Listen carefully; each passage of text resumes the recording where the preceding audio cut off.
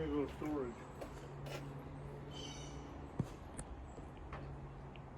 To get that gas station.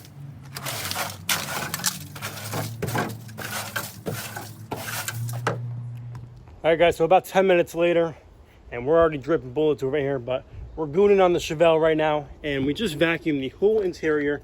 All this little stuff, it started falling down when I started ripping most of the heavy chunks off the ceiling. Like, yeah, little stuff. It's just gonna keep on coming. But we vacuumed this whole thing, and we're already at this point. It can't get any worse. I just need a little bit of satisfaction right now. So we got our hose, and we're just gonna shine it up just a little bit. It can't get worse. Gonna help rough all that stuff out. Nice humid day, so it'll dry. Come on, looks already better. Yeah. This thing has never got a wash.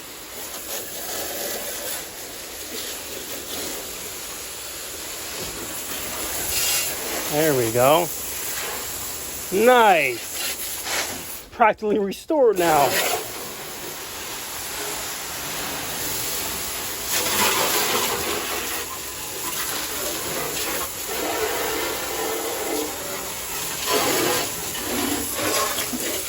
Wash the steering wheel.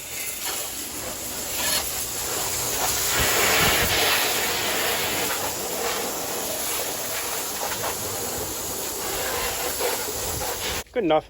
Now it's extremely humid outside, so this thing will dry extremely fast. So once that does, we're going to show you guys a quick and dirty, super quick floor pan replacement. When you have a little hole in your car, like maybe the size of a quarter, we're going to put a whole sheet in. That's how you sew a rust spot that big. And probably in 20 seconds, we got the passenger side 90% done. So it slides right into place, and look, there's already holes drilled out in it for the self taps. So we have the rear seat clips right here, and that's hitting the floor pan right there. So we gotta notch that out, cut that out, and then we can fasten it down, as in weld tap it down. Yeah.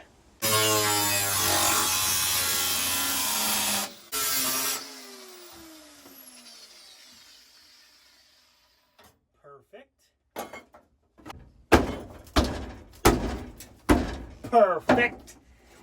Now let's get our weld taps, as in our welded self taps. They're not going to go nowhere. They're going to be just as strong as a weld. And guys, time is money. So the faster we get this done, the quality doesn't matter. We just need it done. So somehow, some way, it's going to get done. And we got a self taps right here. I really should be using bigger ones, but we have to start in the back. Look at that, perfect. Now I'm gonna stand on that so it grabs.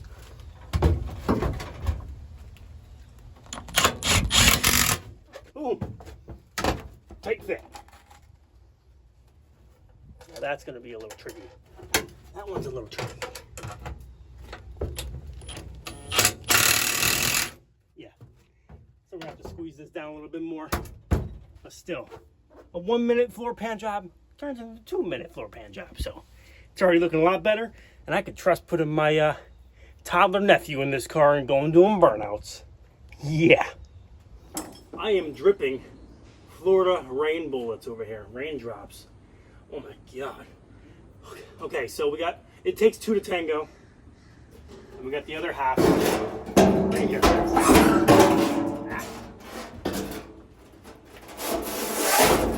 I got salt in my eye.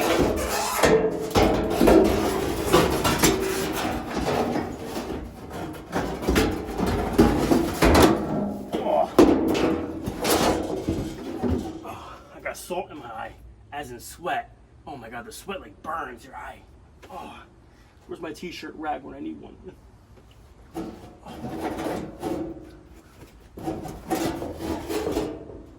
While I'm right here trying to fish this in, just had a couple wires. The throttle is still there. I'm surprised, actually. So pull this back. it's seized, so it'll stay up like that. And there we go. Fish it down. Bingo. So lift this up a little bit. This is definitely hard one-handed. There we go. Now we just need to line up the rear. Toe board needs to come up. So I'm gonna clock this column the way it's supposed to go. Like that. God, this thing's fighting. Look at my back. You're gonna see the drips going down. I'm dying, but I need a bear assistant. Electrolyte assistant. But we get the floor in place where it's gonna stay. We just cut that out. Now I have to go every main portion and self-tap it down. Some spots are gonna be tough, so whatever that's lined up perfect, self-tap that. We can stand on that and kind of overfold it onto there. We're gonna have to take a little hammer and try and bang that down, or just use my steel toe.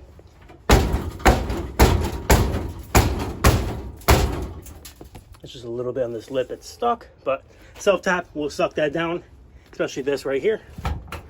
Once we kick down on there and bang that down, but start at the back, the center, put some pressure, and we'll work our way forward. But 90% done, and this car does not look like a piece of crap no more. Wow. Okay guys, so using my brainiac little brain, got a C-clamp and we got a 2x4 compressing this down and sucking the pan down to the original floor. So you can see it's a little caught up right there, but we get a little hammer, we hit this spot, it'll fold up on the edge and it'll go. I don't want to go too hard on this, which I already kind of did, but just needs a little pushing so I can self-tap this corner and we can get the edge over here, working our way forward.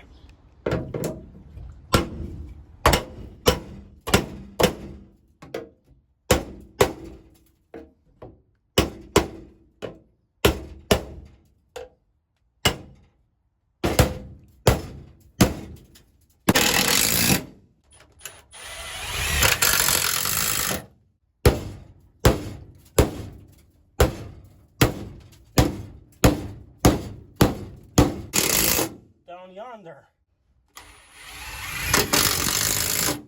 Pretty damn good to me. Looks good.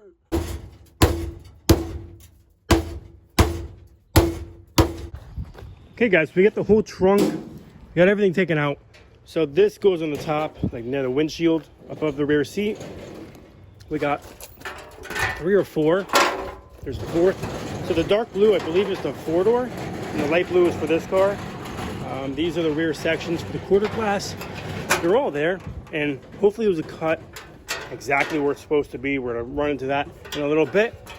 We got the back seat frame too. We got the other visor right here, passenger rear quarter door panel, which I am a cheap chiseler. I'm gonna keep that thing. It cleaned up pretty good. Just gonna self tap like to the quarter panel on the inside. So we got all this random stuff over here. Right there it says 66 Chevelle 4-door, so definitely 4-door. I don't know why there's another steering box. Maybe the ratio, or this one has an issue we don't know nothing about. But I'm dying right now, so I just want to get wet, and we got everything else out of here, so I'm gonna get this all out. Lots of rust. I don't even know where this rust comes from. The deck lid's not even rotted, so I don't understand that. Channels are all good. Sorry guys, but the phone kind of overheated and had to let it cool down. Right now, we're moving on to the back bumper, and the bolts a little hard to get to with a cut wheel like that. So I decided to cut the corner of the bumper right next to the bolts so I can get a sawzall and kind of just cut this bracket straight down, because the new bumper has it already has good brackets on it. So we should be good there. But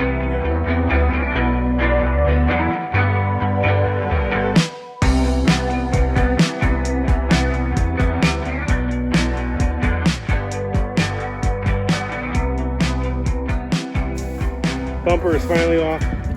Still dripping bullets over here, but I just want to show you guys a piece of the frame that also came off with the bumper.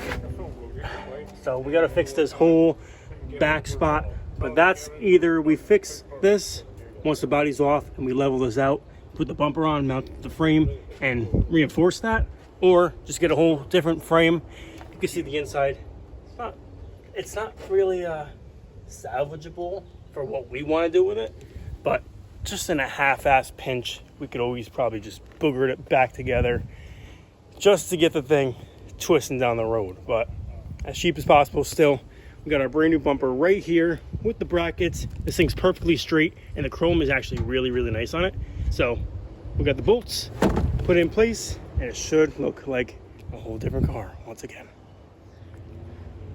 All right, guys, almost 2 hours later, from start to finish, we got the new bumper put on. It might be a little tweaked, but it's definitely a huge improvement from the last one. So let's shut the trunk, see how it looks. What the fuck? The tension rod, I don't really know how they go back in. Let me take that out quick. And there it is. No more hitch, no more bent down. It looks pretty straight. It's not perfect, so it's a little tough, especially with the frame rails in the rear kind of bent, twisted and stuff.